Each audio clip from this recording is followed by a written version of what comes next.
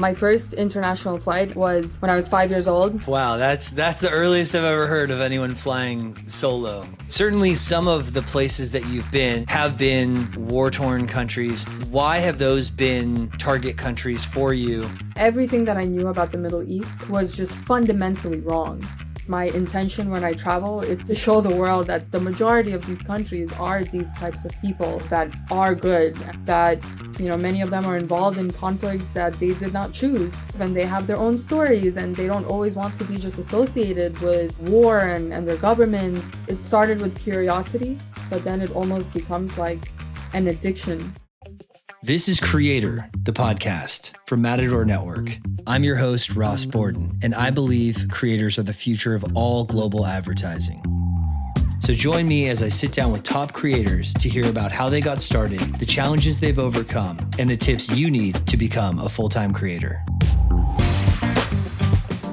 All right, welcome back to Creator, the podcast. Today we have a very exciting guest talking about some really interesting places in the world. Elona, welcome to Creator.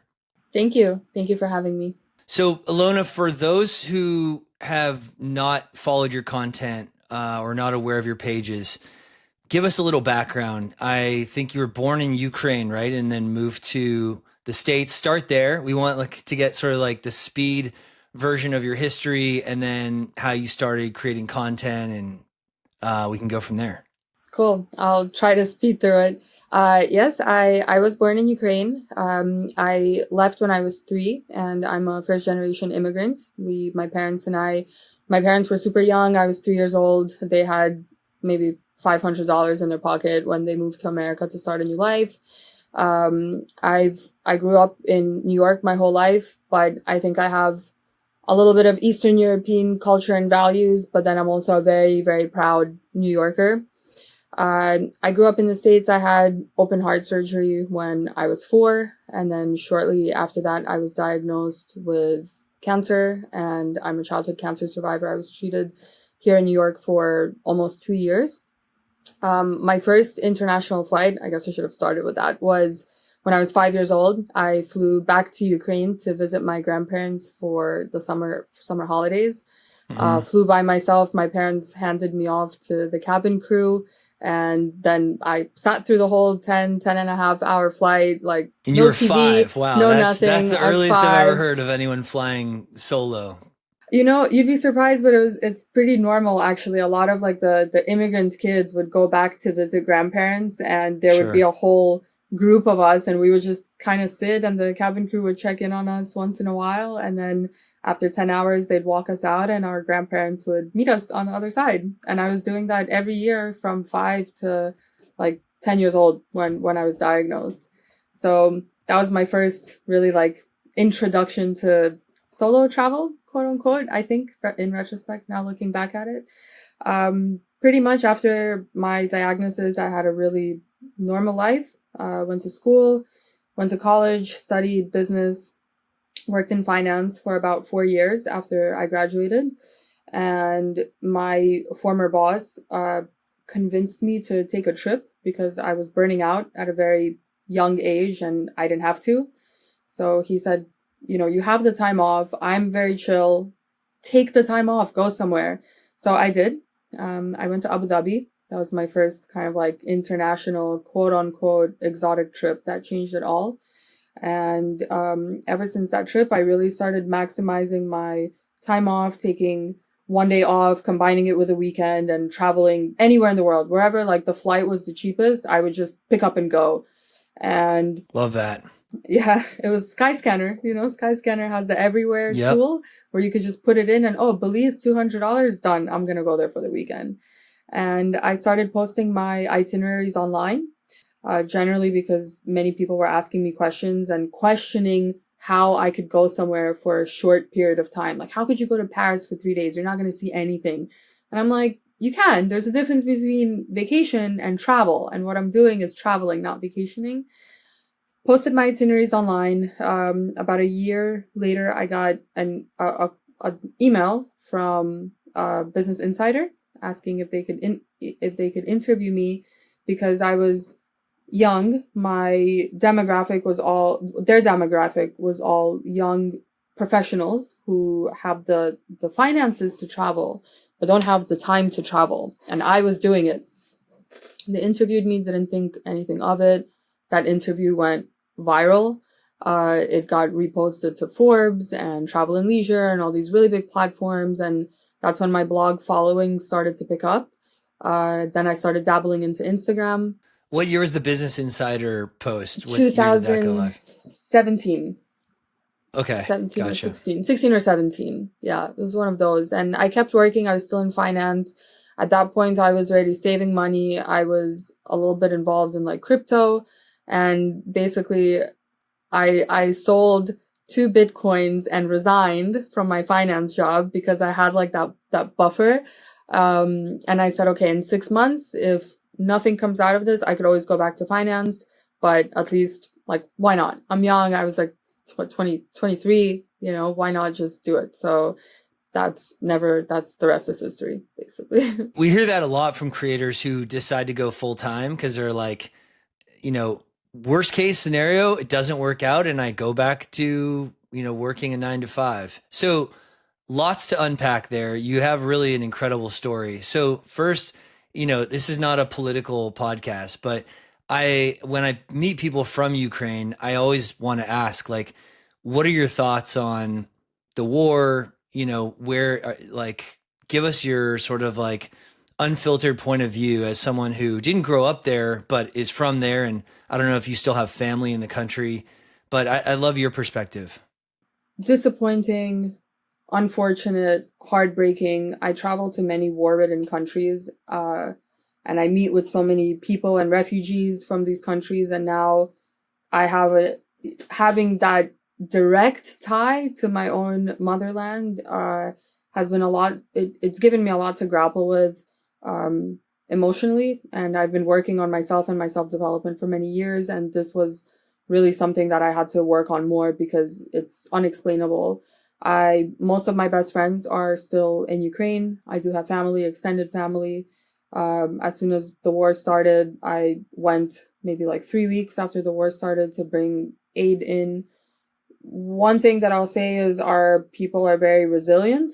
I know that you'll hear the word resilient in many war-ridden countries, but my best friend will go to a yoga class and they'll be holding like their down dog paws while the sirens are going off, and they're like, it's okay, we have 30 seconds left of down dog and then 30 seconds Crazy. So we could run to the to the bomb shelter or to the hallway. So as long as they're resilient, then I have to also be resilient. I think right now we're still hopeful, but we're also more realistic in what the future might hold. Everyone's really tired. We're helpless. But I just hoping that it ends soon because people are suffering. People are really suffering, and it's 3 years. It's too long. Yeah, thank you for sharing that. It is too long, and hope for some kind of peaceful end in the near future. Why?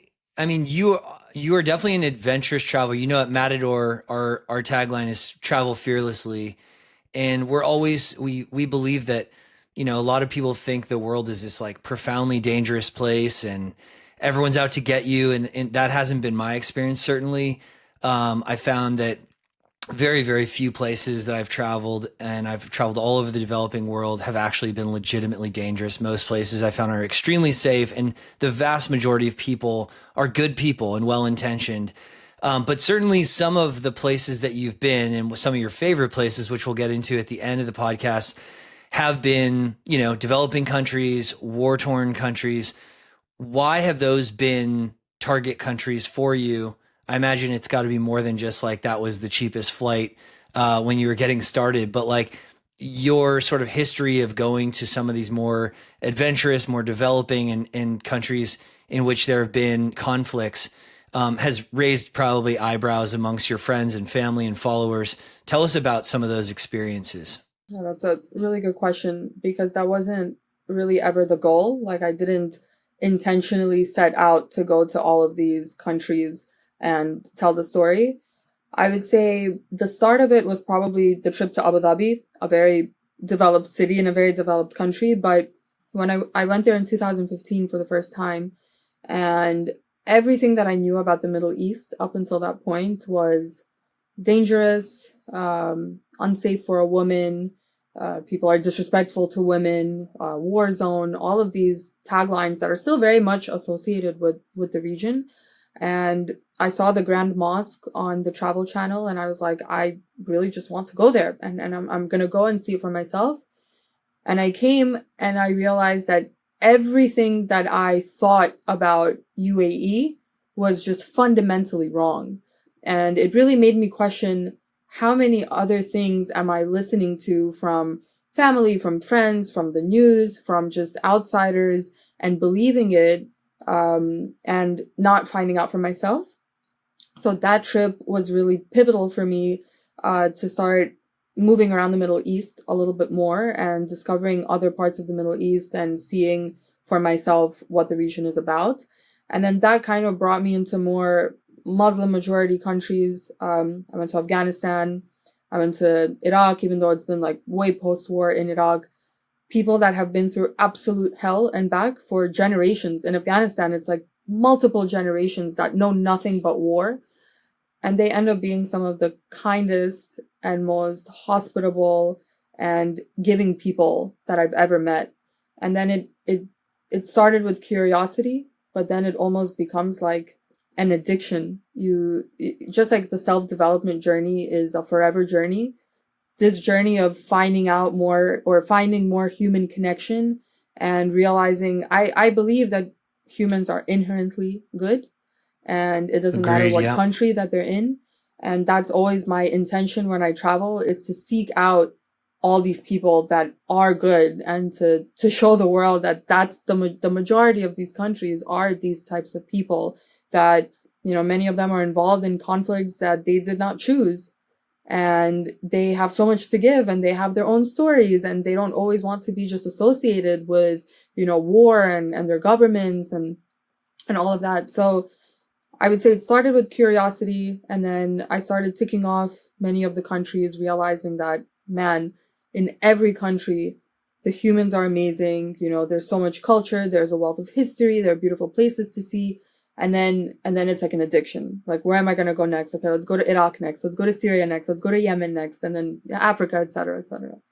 I want to back up for a minute because you said something that I think is really important, and I've tried to pinpoint why this is, but why was your perception of these places? Let's take the Middle East, for example. The perception was it was dangerous. The perception was it was people are disrespectful to women, dangerous for women travelers. Why is that? Why is our perception of the Middle East or of developing nations all over the world completely different from the reality than that you and I have experienced when traveling these places? Why do you think that is? Do you think it's malicious on purpose that the media is portraying them in a certain way, or do you think it's like just a byproduct of the American or Western mindset? What do you think that is? Probably a little bit of both. I don't want to believe that there is an agenda that's spanning over decades to make certain people from certain regions look a certain way in order for us to justify what we do politically or in war in different places. I don't want to believe that, but I could definitely see that being an option, right? Like, if we keep for a decade or 2 decades after September 11th showing people from one region in one way, after 2 decades, most people here are going to believe it.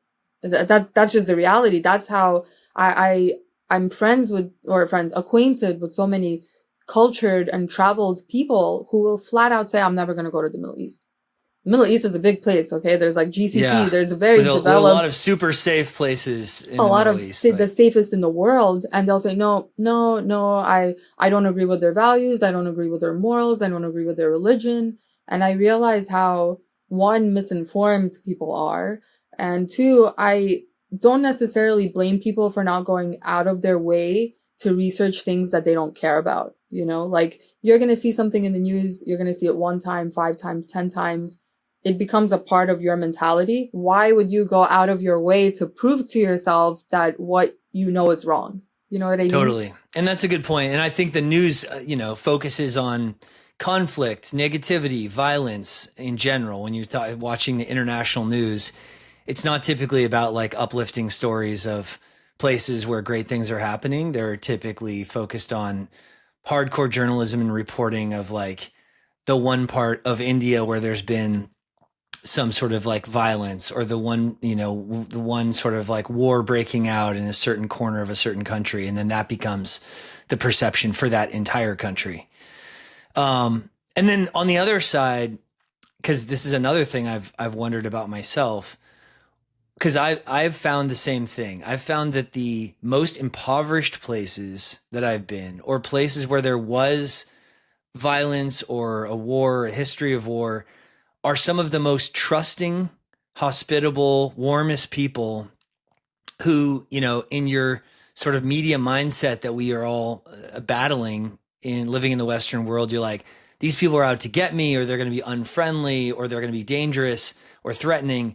And it's completely the opposite. They're like the most welcoming. And in my experience, I feel like that's been because they are aware of the stigma or the misconception of visitors. And they're kind of like, even like Colombia, which is, a place that's like a huge travel destination now. I started going there 25 years ago when the mindset was like, oh, it's a war, it's a drug war. And, it's a super dangerous place. And people really went out of their way to be like, first of all, what are you gringos doing here? And how can I help? Are you finding everything okay? Can I give you directions? Like, we're so happy you're here. And do you think that's it? That people are like kind of going out of their way to reset the mindset because they know that those negative associations exist? Going out of their way maybe is maybe a stretch, but you are 100% right. There are so many people that I've met that are like, you guys think we're terrorists, but look, we're here. Come in, have some tea. And they know that there's a stigma, especially with Americans. And I never hide that I'm American in any of these countries, like in Iraq and Syria. I mean, I enter as an American. I'll proudly say that I'm an American. I never understood the like sewing the Canadian flag on your backpack. Like I've always been proud. But American. See, again, this is a preconceived kind of like notion that people have in their minds, and out of fear, right? Out of fear, they did it as a precaution. Fear. Yeah. I do find that that people want to show how kind they are, so that we could come home and tell our friends and family that these are some of the kindest and most hospitable people in the world that have been through the worst of the worst. Yeah. When were you in Syria? I caught a couple videos from Syria. Like when were you there? 3 weeks ago. 3 weeks ago. Right before. Yeah. The fall of Assad. Now a month ago. Sorry, but yeah, like 2 weeks before the fall of Assad. Wow. So what was that like? Because I just, on a personal level, I'm interested in that trip for you. Like, why did you decide to go? Where were you in the country, and what was the experience like? Syria was just another country that I was very curious about. I have quite a few Syrian American friends. Just again, traveling around the Middle East, Syria was just the next kind of step in the Levant. And I know someone that's been to Syria, so I took his recommendation for our local guide, Ahmad, who is now a very good friend of ours. Young guy, maybe a year older or 2 years older than me, grew up in Aleppo through the peak of the war. He was a teenager, like a young adult when the war started. So his pivotal years, he lived through just like heavy bombardment. And we traveled pretty much everywhere in Syria that you're allowed to go.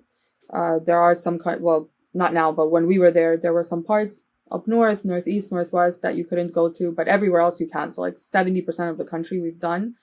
And fell in love. Wow. Same reason. People are amazing. So much history, so much untouched history, or historical places that have been destroyed or semi-destroyed by ISIS, which in my opinion almost becomes like the new modern history of like what these people have done to historic sites. So we decided, my partner and I, to bring a group. We do group trips, bringing like Westerners to these misunderstood countries. Brought a group there, and just from day one, seeing that secondhand, oh my God, there's actually life here. Like, people are now getting bombed every day and they're super nice to us. Seeing that firsthand brings me so much excitement. And we had an amazing trip. Everything was smooth, and our guide was super happy. Like every trip for our guide sets him up for a year of life, probably, just Yeah. from Wow. what he gets, because in Syria, the situation is quite dire economically. And then 2 weeks later, we get a text in our group chat, and he's like, Aleppo is under rebel control. I can't go home. And Russia was bombing the rebels at the time, like in the very beginning. And we were so stressed. For the safety of your friend. For the safety of my friend and so many new friends that we made. And we were just there. So that was definitely like a trailing thought in the back of our heads. And then we were in Antarctica with no service. And then when we got service, Damascus was already taken. Well, Basra was taken down south, and then they took Damascus, and our guide writes, "We're free, Syria's free." And he was live in the parades outside, and it was the craziest emotional roller coaster within like a few day period that I've experienced secondhand. So for your friend and like the people that you've met, like the new friends from your trip, do you think pretty much across the board this is like something they're celebrating and welcoming? They're celebrating. I don't know about welcoming. I think welcoming is it's not the right term. They are celebrating the fall of the regime, but then now there's like the state of limbo. Next? Like what's next? Yeah. Is it actually gonna be better? Is it gonna be marginally better? But I think now the heightened excitement of just the regime falling is keeping everyone happy. But then the next, 6 months are gonna be very telling as to what the future holds. For those who want to visit Syria, what was it like going around the country? I saw you like with a money counter or like huge stacks of bills just to buy a couple coffees in some of your videos, and because of the hyperinflation and all the embargoes and stuff that have been inflicted on the financial system there. Was it easy to move around the country? Very difficult? I mean, I think most people would say like, I want to go with someone like you or your friend who's a guide and a local there, but like, what was it like getting around the country? Super easy. Yeah. You need a local guide, or at least I'm only talking like pre-fall of the regime, right? So things might have changed categorically already. Pre-regime or during the regime, you needed a local guide to travel around Syria. So you can't just come in as a solo traveler. The guide puts together the visa application for you. Also super easy. Couple of weeks, the paperwork's done.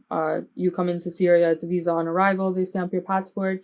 And with the guide, it's like free sailing. I mean, there are, like I said, a couple of areas in the country that were closed off because they were either under rebel control or like Kurdish control, so you couldn't go. But everywhere else, checkpoints, safe, military everywhere.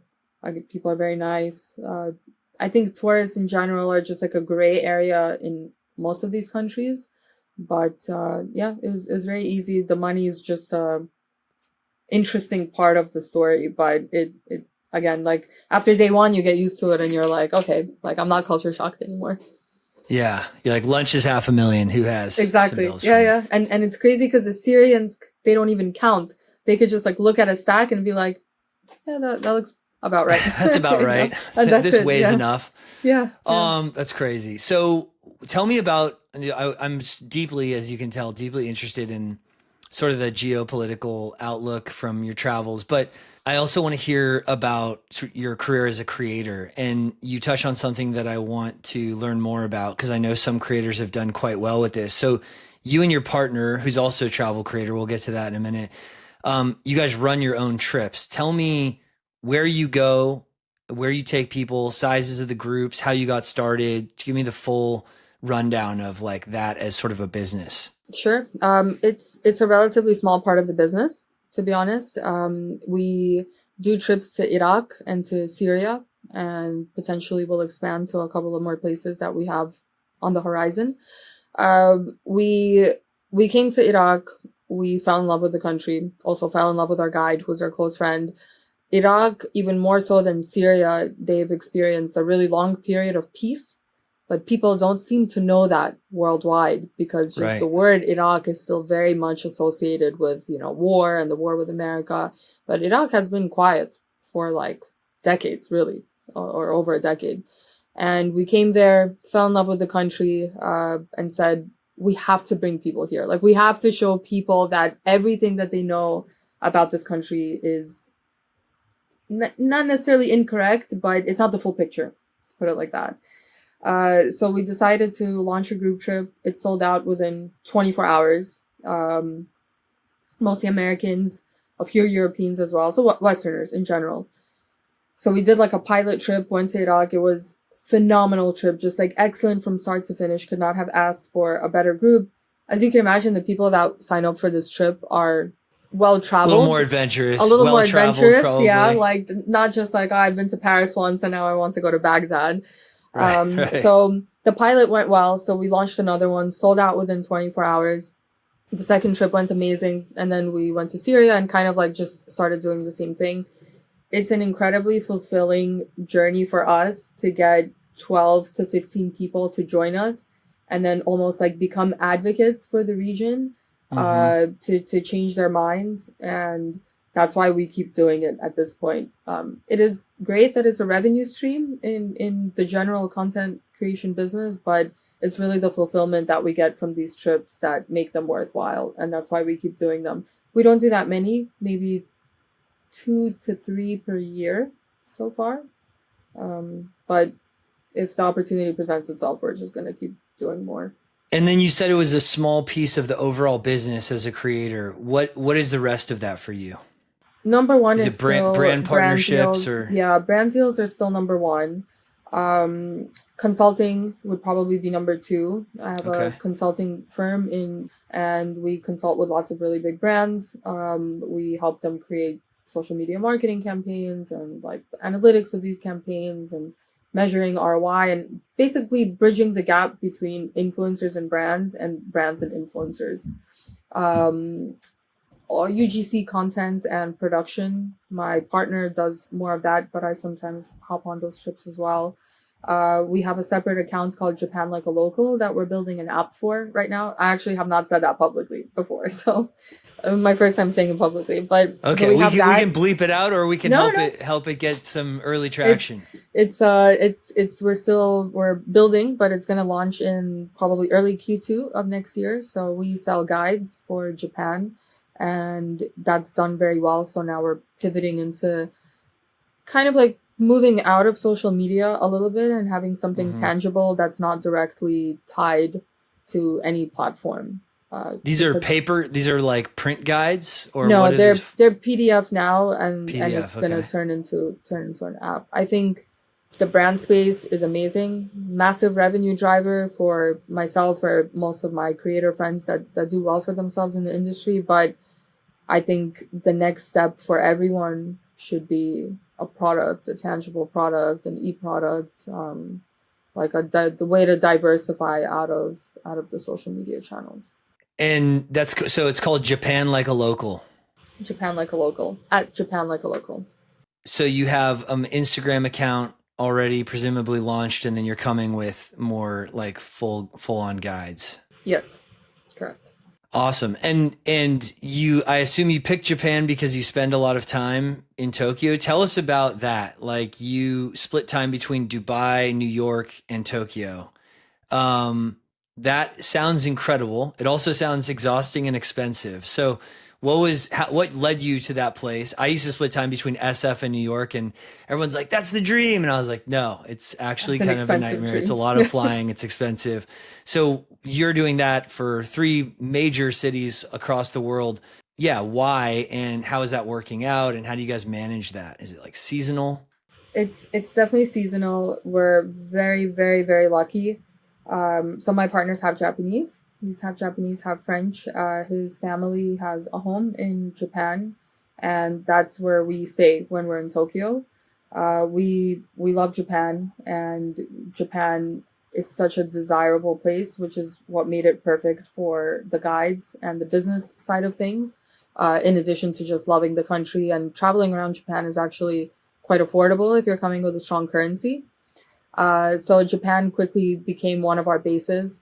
Middle East, we love Dubai. We love the Middle East. There's a ton of business opportunity in the region between UAE and Saudi Arabia and Qatar.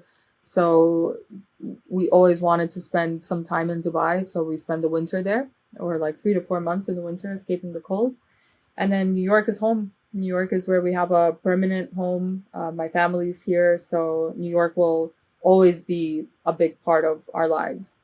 So as far as we can see right now, we're going to be moving around the three, but who knows what the future will hold. That's a great mix, I gotta say. Just the food alone in those cities is pretty epic throughout. Fabulous cities. It's a big blessing to have been raised in New York, and also to have a US based business, because it really just makes it so much easier to not just travel around the world, but also to spend a significant amount of time in countries that have, weaker currencies, for example. Right. I was actually going to ask you where your business structures are based. They're based in the US. US, and the consulting firm is in Dubai. Okay. Nice. That's smart. And the consulting, is that for brands across GCC in general, or mostly travel brands and destinations? Where have you guys found the most success? Yes, my partner is Kuwaiti, so we target brands to do marketing campaigns for the GCC market. So we work with bigger brands that have a presence in the GCC or that want to enter the GCC market. So like a good example is we're working with a property in Zambia to do like a production shoot for them for social media, but to try to attract the GCC audience. And the GCC audience is very particular. They operate on a basis of trust. They need to see specific types of people in the advertising, specific types of content that would be good for them. And this is kind of like the gap that we bridge.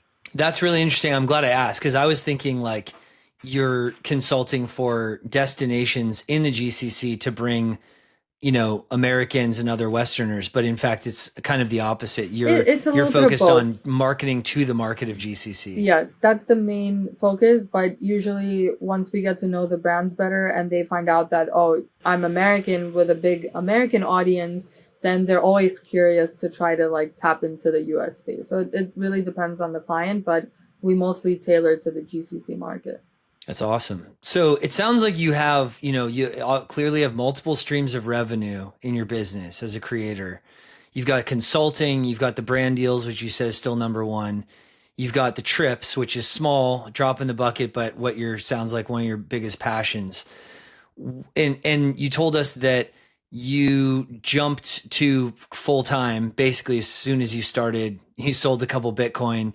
And then that was your leap, the great leap of faith to become a full-time creator. How has it gone?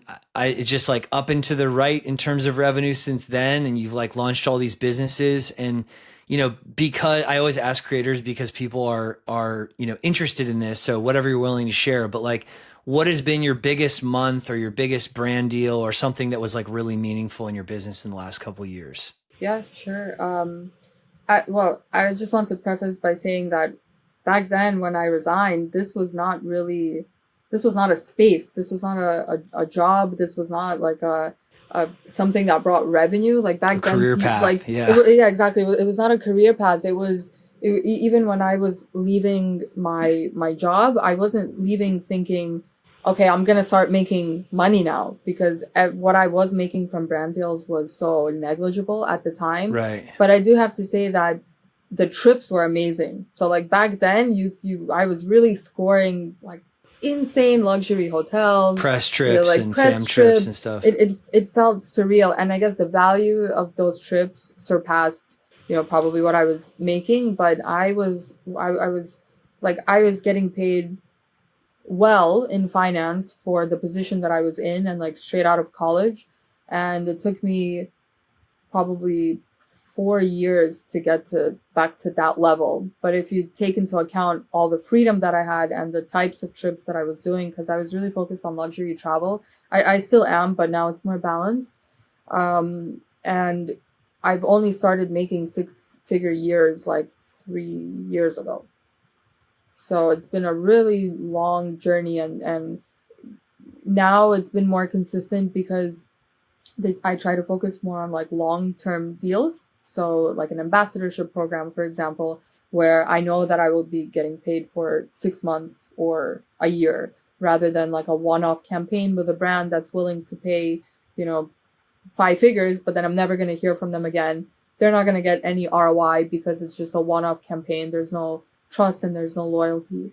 But yeah, I would say I work with way less brands, but I'm trying to sign either high 5-figure or like 6-figure deals with these brands, and then focus the rest of my time on like Japan Like a Local and the consulting and everything else.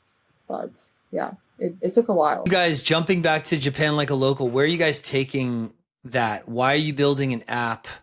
And what is the app going to be? I would imagine there's like a paid tier, or why is that the product you're deciding to develop? Number one, the app doesn't exist right now as I imagine it. So, which is actually surprising that there aren't many Japan apps available.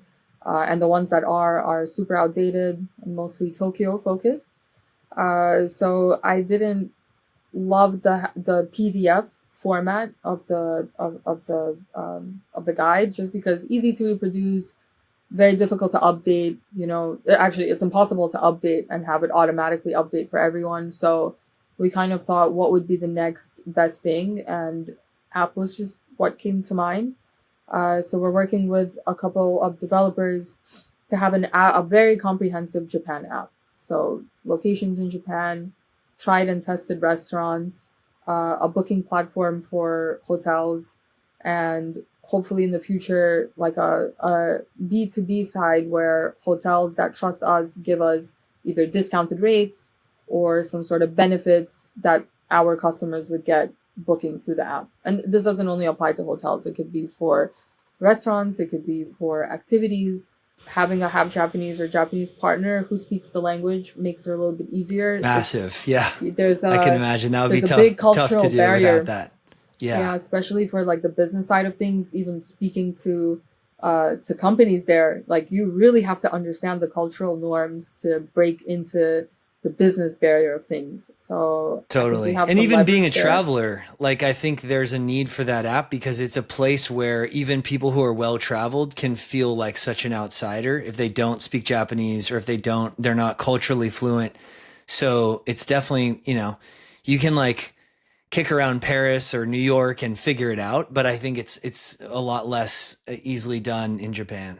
And Japan is overwhelming as well, even for well-traveled people. Just the plethora of restaurants that they have and activities and things to see around the country. We're trying to simplify that. Yeah, cool.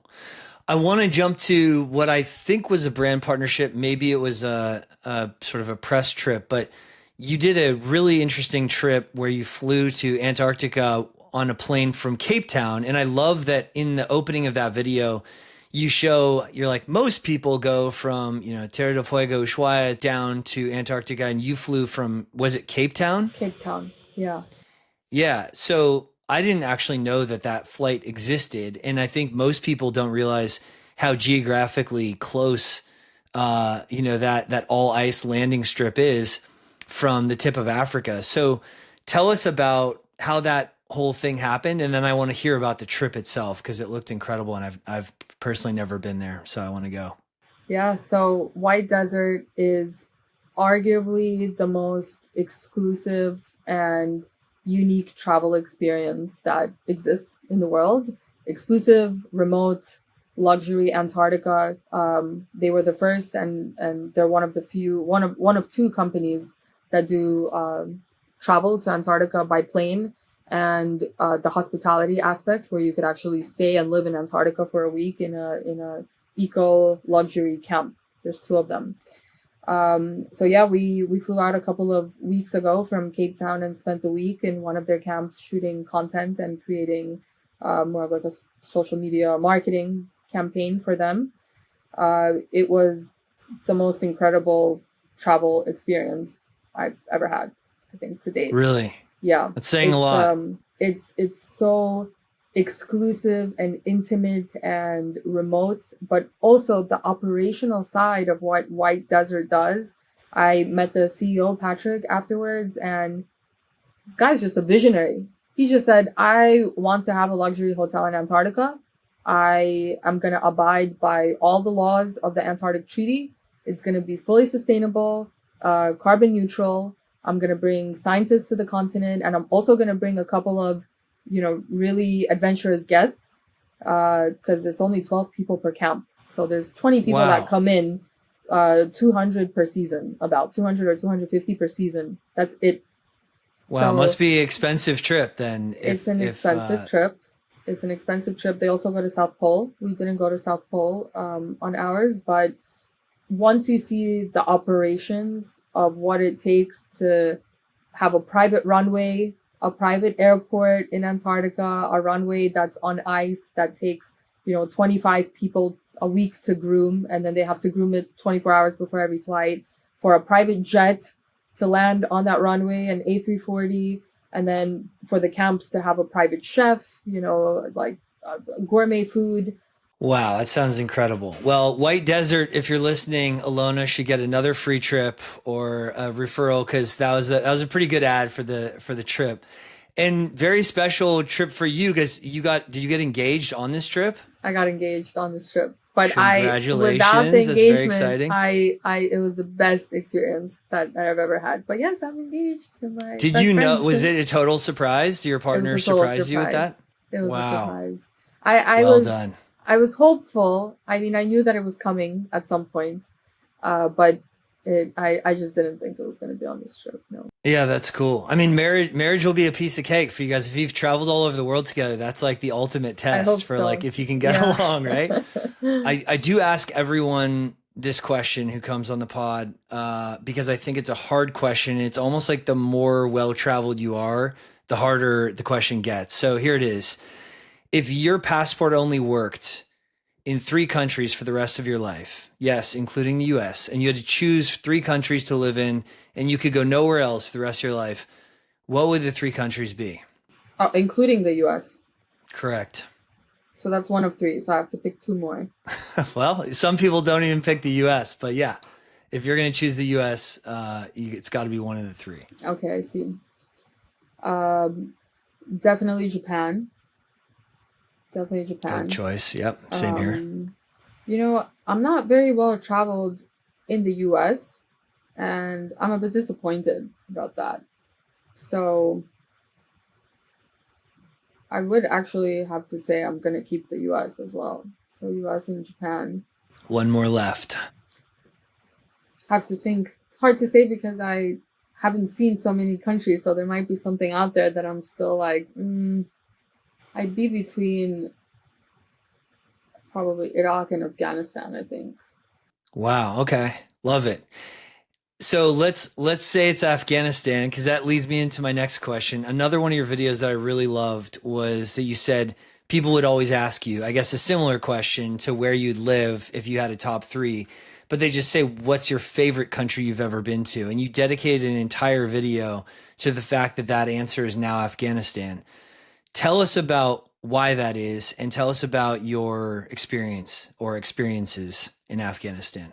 The first answer will probably sound a little bit selfish, but in Afghanistan, I say that I felt a really wide spectrum of emotion. And I think a big part of the human experience is the ability to feel emotion.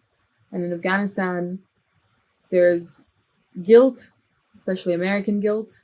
There's sadness, there's disappointment, there's also happiness, there's empathy. There's so many different things that you could feel in just one day of having human connection. So maybe that's a little bit selfish, but to me, that's the most intellectually stimulating part of travel for me, which is important. Very kind people. I know that I keep coming back to this, but 90 or 95% of the country lives on the poverty line. And these are people that will invite you to their homes, American, not American, no matter who you are. They invite you, they feed you, they want to tell you stories about their family and their kids and what makes them happy. And you start to realize that most people feel happy from the same things all over the world. The same things that make me happy make them happy too. Totally. It's a beautiful country with so much history, so much culture, so many traditions, and we haven't even covered maybe 30% of it. So there's so much more that's left to see. We have a school in Afghanistan, so that's very important to me. I'd love to spend more time there, expanding it. I really just want to see the country change. And that's why I would keep coming back there to see it become a better place, hopefully in my lifetime. Nice. And for those who want to follow you on every platform, can you just say where we can find you on Instagram, TikTok, and anywhere else, any other platforms you guys are on or you're on? Yes, on Instagram, I'm at Elona, Elona. And on every other platform, I'm at Elona Karafin, Karafin. Elona, so great to meet you. Congrats on everything. And thank you for coming on the show. Thank you for having me, Ross. Appreciate it. Creator, the podcast, is produced by Matador Network. We are a leading global travel publisher focused on travel and adventure. If you enjoyed today's episode, please subscribe. Every week, I interview a new top creator. New episodes are released every Tuesday on YouTube, Apple Podcasts, Spotify, and everywhere podcasts are found. Thanks for listening.